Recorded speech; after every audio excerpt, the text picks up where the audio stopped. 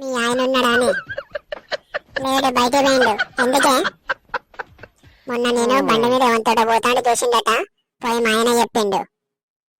అప్పటి నుంచి ఇంట్లో ఒకటే రచ్చ, తిట్టకుండా తిడతాండు.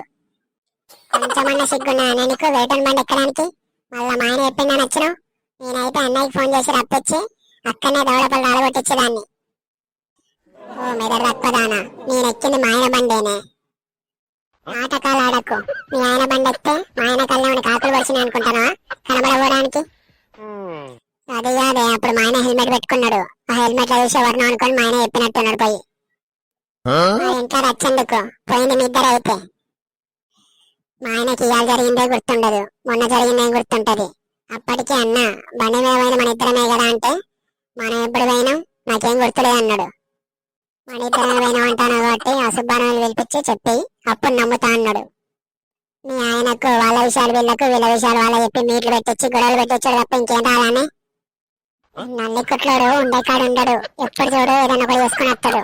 వాడైతే రాని వాళ్ళ వంశంగా చెప్తా. నీ మొహం చూసి వదిలేస్తాను గానీ వెరటోడైతే ఒకరి బండలు ఇస్తే తొక్కిస్తోండి. వచ్చినాక మా ఆయన ఖర్చు చెప్పమను, నిన్న చూసిందని. మా ఆయన మతి మరిపోడు.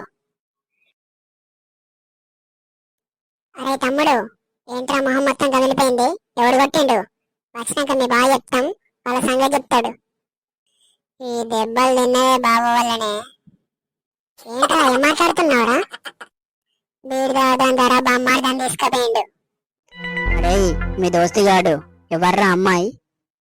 వాని గురించి ఎందుకు బావా, వాడు వేస్ట్ గాడు, రోజుకు అమ్మాయితో తిరుగుతాంటాడు. మరి చెప్పచ్చు కదరా తప్పని. ఇగో బావా, కుక్కతో ఒక రాయి కడితే చక్కగా కాదు. బర్రెను ఎంత సబ్బుతో రుద్దినా తెల్లగా కాదు. అట్నే వానికి ఎన్నిసార్లు చెప్పినా వాడు కూడా మారడు, వదిలేయి.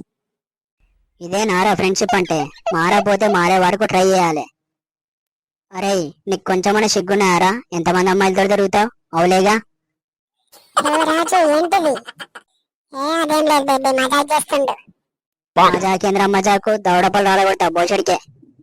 మా అన్న వాళ్ళ చెప్తావు, నీ సంగతి చెప్తారు. అరే నా గురించి ఎక్కి చెప్తావారా? ఒక అమ్మాయి జీవితం నాశనం కాకుండా కాపాడిండ్రా మీ బావ. అసలు నేను బావకి ఏం చెప్పలేదే, అంతా ఊహించేసుకున్నాడు. నన్ను వాడు కొట్టిండు, తర్వాత వాళ్ళ అన్నలు వచ్చి మమ్మల్ని ఇద్దరిని పిచ్చ కొట్టుడు కొట్టిండు. ఎందుకు బావా ఇట్లా చేసినావంటే ఏప్రిల్ ఫూల్ అన్నాడే.